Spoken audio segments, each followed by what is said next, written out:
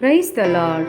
இன்று ஆண்டவர் உங்களுக்கு தரும் வார்த்தை சங்கீதம் 67:2. தேவரீர் எங்களுக்கு இறங்கி எங்களை ஆசீர்வதித்து உம்முடைய முகத்தை எங்கள் மேல் பிரகாசிக்க பண்ணும். பிரியமானவர்களே, வேதாகமத்தில் ஓபேத் ஏதோம்னு ஒருத்தரை பற்றி படிச்சிருப்போம். அவர் பெரிய ராஜாவும் இல்லை, தீர்க்கதரிசியும் இல்லை, சாதாரண மனிதர்கள்தான். உடன்படிக்கை பெட்டியை தற்காலிகமாக அவரோட வீட்டில் வைக்கும்படி நேர்ந்தது. இது என் வீட்டில் இருந்தால் என்ன ஆகுமோன்னு பயப்படுறதுக்கு பதிலாக தேவனுடைய சந்நிதியை சந்தோஷமாக ஏற்றுக்கிட்டாரு. 3 மாதம் அந்த பெட்டி அவரோட வீட்டில் இருந்துச்சு. அந்த 3 மாதத்தில் நடந்த மாற்றத்தை பார்த்து எல்லாரும் ஆச்சரியப்பட்டாங்க. தேவன் ஓபேத் ஏதோமையும் அவருடைய குடும்பத்தையும் அவருக்கு இருந்த எல்லாவற்றையும் ஆசீர்வதித்தார். ஒரு சாதாரண வீடு தேவனுடைய முகம் பிரகாசித்த வீடாக மாறிடுச்சு. அந்த ஆசீர்வாத செய்தி தாவீது ராஜாவுக்கே போய் சேர்ந்தது. அதை கேட்ட தாவீது, தேவனுடைய சந்நிதி இருக்கும் இடத்தில்தான் உண்மையான ஆசீர்வாதம் இருக்கிறது என்பதை உணர்ந்தார். அதனால்தான் உடன்படிக்கை பெட்டியை எருசலேமுக்கு மிகுந்த சந்தோஷத்தோடு எடுத்து செல்ல ஏற்பாடு செய்தார். ஓபேத் ஏதோமின் வீட்டில் கிடைத்த ஆசீர்வாதம் ஒரு குடும்பத்தோடு மட்டும் நின்றுவிடவில்லை. அது இஸ்ரவேல் ஜனங்களுக்கே தேவனுடைய மகிமை நினைவுபடுத்தியது. தேவன் முகத்தை திருப்பி பார்க்கும் ஒரு வீடு சுற்றியுள்ள அனைவருக்கும் ஆசீர்வாதத்தின் சாட்சியாக மாற்றியது. பிரியமானவர்களே, தேவனுடைய சந்நிதியை உங்கள் வாழ்க்கையில் முதலிடத்தில் வைத்தால் ஆசீர்வாதம் உங்களை தேடி வரும்.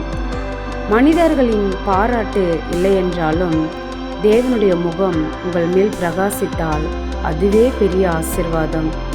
தேவனுடைய இரக்கம் ஒரு வாழ்க்கையே அல்ல, ஒரு குடும்பத்தையே மாற்றும்.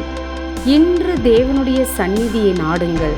நாளை உங்கள் வாழ்க்கை மற்றவர்களுக்கு சாட்சியாக மாறும். ஜெபம் செய்வோம். அன்புள்ள தகப்பனே, இந்த அருமையான நல்ல நாளுக்காக நன்றி செலுத்துகிறோம். ஆவியானவரே, அந்த உடன்படிக்கை பெட்டியை பார்த்து பயந்த ஜனங்களுக்கு ஓபேத் ஏதோம் வீட்டில் ஆண்டவரே உம்முடைய உடன்படிக்கை பெட்டி வைக்கும்போது ஏசப்பா ஸ்தோத்திரம், நீர் அவர்களை ஆசீர்வதித்தது போல என் தேவனே, நீ அந்த உடன்படிக்கை பெட்டியாக இருக்கும் பொழுது எப்பொழுதும் ஆண்டவரே எங்கள் இல்லத்திலும் எங்கள் இருதயத்திலும் நீர் இருக்கும்படியாக ஜெபிக்கிறோம். அப்பா, உம்முடைய பிரகாசம் என் குடும்பத்தையும் எங்கள் மீது ஆண்டவரே அப்பா படும் பொழுது ராஜா நாங்கள் உயர்த்தப்படுவோம். அப்பா ஸ்தோத்திரம். மனிதர்களை நாடி ஓடுகிறது விருதாவாய் இருக்கிறது. என் தேவனை தேடும் பொழுது எல்லாம் எங்களுக்கு அனுகூலமாய் காணப்படும். ஆண்டவரே, நீர் சொன்ன வார்த்தையின் பிரகாரமாக ஆவியானவரே ஸ்தோத்திரம், எங்களை ஆசீர்வதித்து உம்முடைய முகத்தை எங்கள் மீது பிரகாசிக்க பண்ணுங்க. ஆண்டவரே அப்பா, நீங்கள் ஜீவனுள்ள வார்த்தையை கொடுத்தபடியினால நன்றி ஏசப்பா. இதை கேட்டு கொண்டிருக்கிற ஒவ்வொரு பிள்ளைகளுக்காக ஜெபிக்கிறாப்பா.